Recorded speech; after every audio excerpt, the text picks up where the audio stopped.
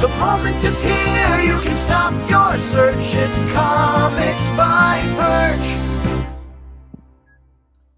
Hey everybody, this is Perch. Really short mail here. Hey Perch, I'm sure you've seen stuff on the Hollywood writers and actors strike. Yeah, I did a video on it actually.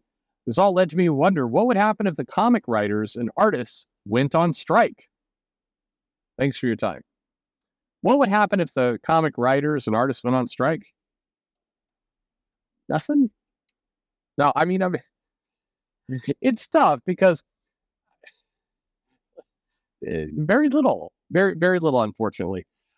Look, I think you'd get something that is equivalent a little bit to like when COVID hit and you had like a month and a half, 2 months, so there wouldn't be comics because people would be kind of confused.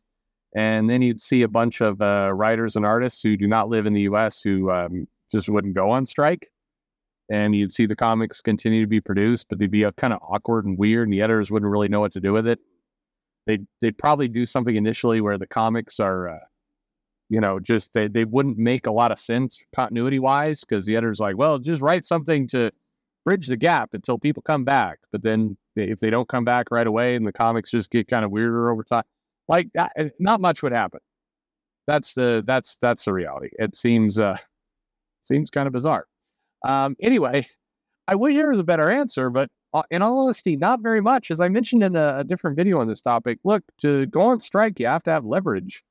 And, for better or worse, the comics community, the comics writers, artists do not have a lot of leverage.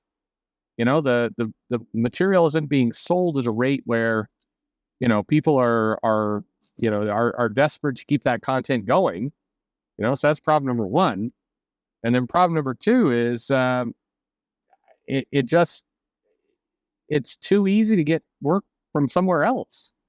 The comic writers and artists are complete freelancers, and the publishers don't need them as much as they would like. I mean, look, if I turn the clock back like 3 years, Donny Cates was the rising star of Marvel, and he does some very questionable things at some parties, and now he's he's out, and he's gone from like Frosted Tips to a Neil Gaiman impersonator. You saw pictures of him at San Diego Comic-Con. People like, hey, I wonder how Donnie's doing. They like sent pictures from the San Diego Comic-Con. It's like, Jesus Christ.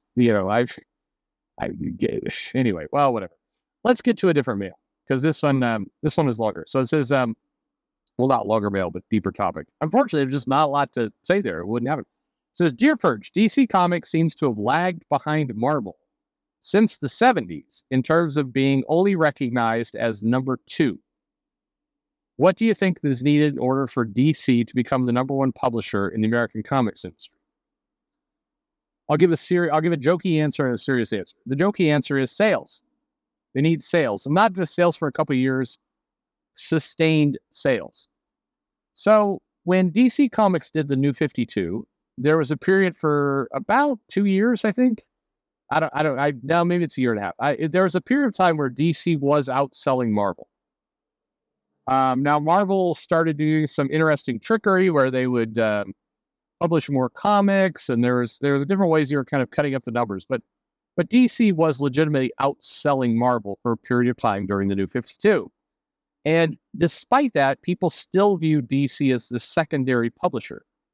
And a lot of that, I believe, is how Marvel markets their comics versus how DC markets their comics. So Marvel has always kind of done this thing where even from the 80s, they would position themselves as saying, we're number 1. We are doing better. We sell more comics. We are, we're better. We do better. Now, it wasn't always true. DC Comics was sometimes did outsell Marvel, and Marvel, it was more of a race. But Marvel just always talked to the market like they were on top, and in the competition, even when they would use a little joke about our distinguished competition, which has somebody asked me the other day, like, why did they call DC distinguished competition? Because of the letters, you dumbass. Distinguished competition is DC. That's the joke. That's the joke. As they say, that's the whole thing. But even in that, like, if you look at Marvel's wording, they always positioned and describes DC as like those lesser guys, that other company, that sub company. And, you do that over the course of like 30, 40 years and it sticks. And quite frankly, that's really where DC Comics are at today. They have been firmly established as the backup. And so you actually got to give Marvel some credit. They had a strategy and they stuck with it. So what does DC Comics need to do? Well, first of all, even though it may or may not be true, DC Comics should probably start a marketing campaign of saying basically, hey, we're DC Comics, the #1 comic publisher in the US. I would do that right now, by the way, if I were DC. I'd just start saying it.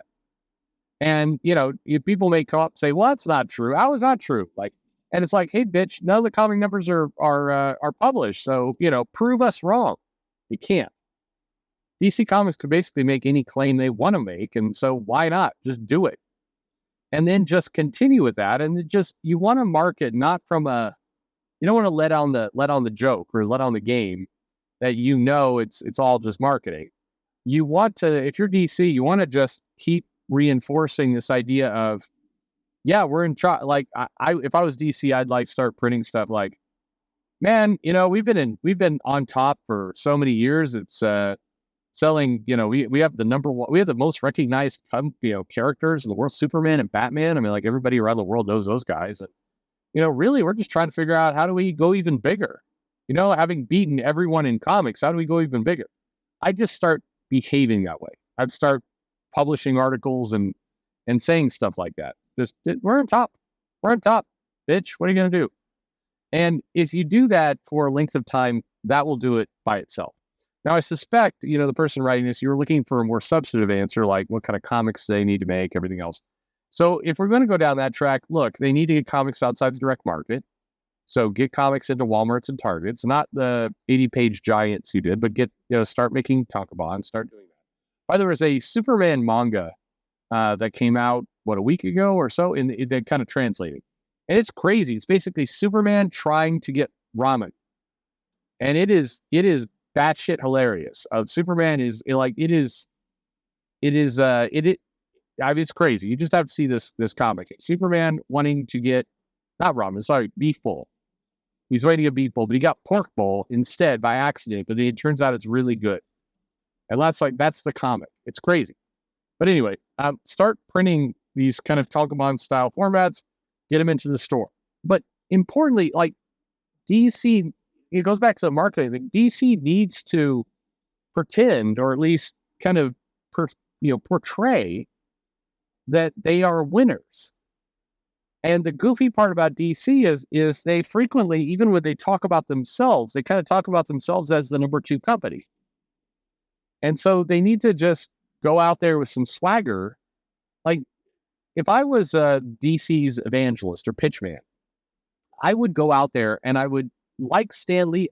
Look, Stan Lee would go out and just fucking lie about things. And he knew he was lying. Like, our comics are selling the outside. You remember he went to a Comic Pro. What is it? Some convention, something I was at.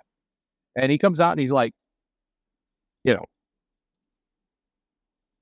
our comics are outselling the competition by 50 to 1.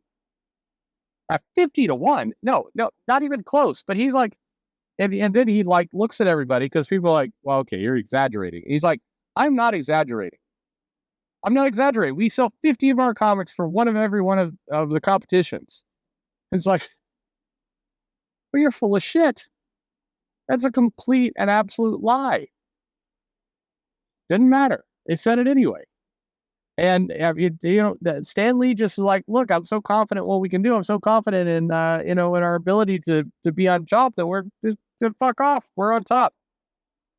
And as silly as that sounds, that approach works. You just take it, do it. Anyway, that's what I would recommend. I think start leading with some swagger, put out some good books. There's a lot of other things we've talked on this channel about, getting longer runs, to secure writers, putting out better books, all that kind of stuff that I think they should do. But the #1 thing they should do is DC at this point, by the way, hire me. Okay, I will come in there and I will shill the shit out of your books.